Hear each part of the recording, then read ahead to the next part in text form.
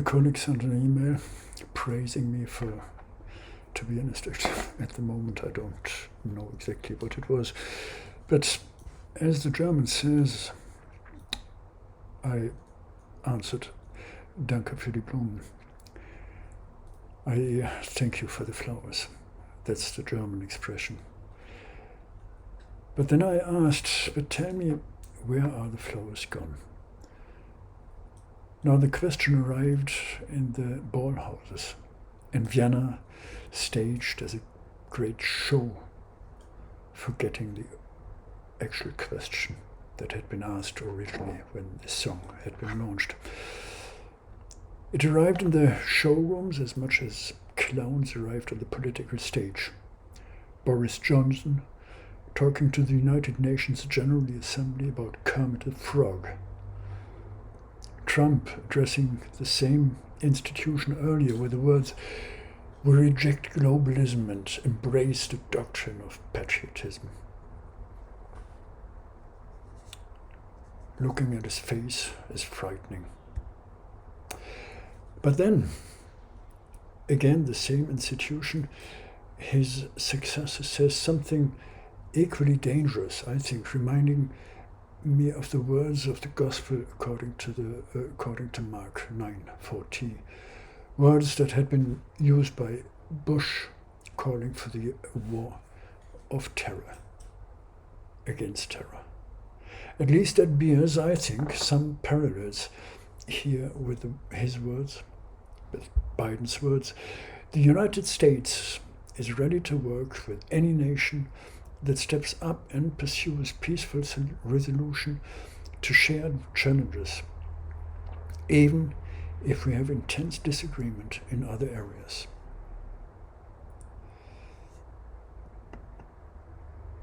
It had been, I think, the German Emperor, the First World War, when he didn't know any Germans anymore, but no, he did not know any parties anymore, but he only knew Germans. There's never black and white, no beautiful cloudscapes without rain, without fog and without sunshine. I don't know if sunshine, if rain. Anyway, actually I'm retired now. Doing something, well, I could do something, whatever I wanted. And I'm not sure if I want to do what I actually do. The last year was more or less tough for me. In some way, returning by accident due to the pandemics to Germany, the country many people see as my homeland. But how can a country not only be separated, be divided along class lines, but also separated and divided with a border, divided into two nations? How can this be a homeland? Especially having lived to some extent in both parts of this Germany. In some respect, I returned, as I did many times during my lifetime, as well to academia. In this case, I mean a kind of ivory tower, not involved in the daily struggles of politics, not involved in the daily struggles of surviving, not really involved in real debates of any kind, because they had been also suffering from lockdown. Moved to podcasts, Zoom meetings, a kind of zoo where one looked at each other, presented each other, kind, affirmative. Real debates postponed. Postponed until when? I'm wondering if and to which extent they ever happened. There is no paradox.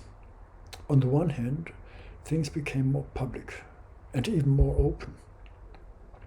I've never before attended so many meetings, OECD, European Union, United Nations, also contributing, large conferences and small workshops. And still, at least, I felt like being something in a somewhat private realm, topics in the privacy of detached academic work, and detached in some way from politics.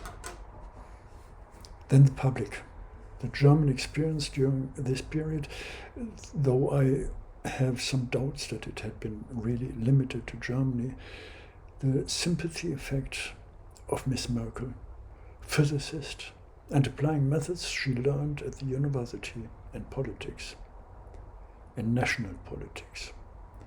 Real people, they were further removed into the realm of striving to survive, with the fears and with the little things, moving into spaces that had been left open for escape. A weird merger of clandestine solidarity, not against and not in favor of anything.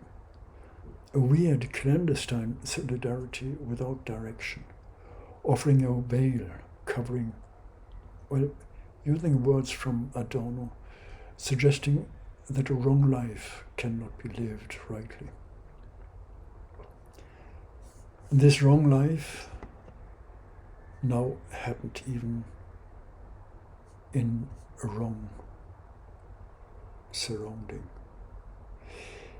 In a surrounding, in an environment where people had been completely alienated, even more alienated, because their claim to this supposed and arrogant individuality had been undermined. It was, for many, this increasing awareness of the need of real solidarity. The awareness of not being able to hide behind this veil of norms, of wrong norms, of lies. I'll come back to some details at a later stage. This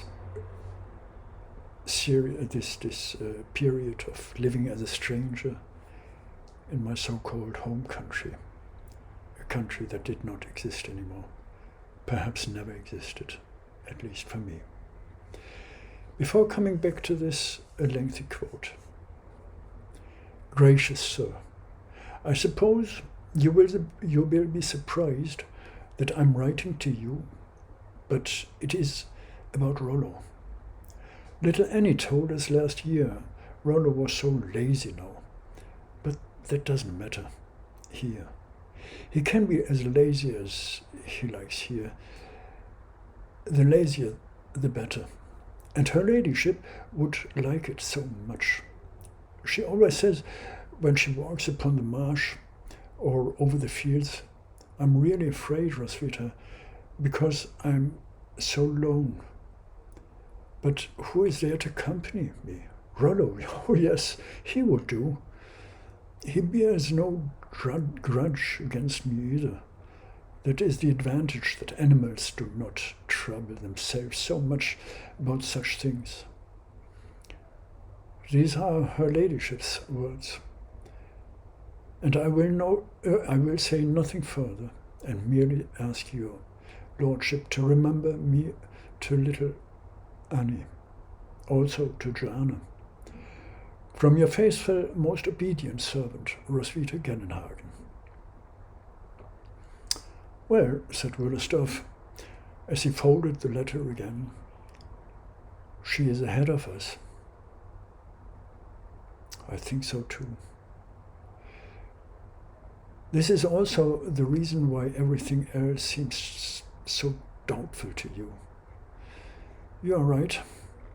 It has been going through my head for a long time, and these simple words, with their intended or perhaps unintended complaint, have put me completely beside myself again.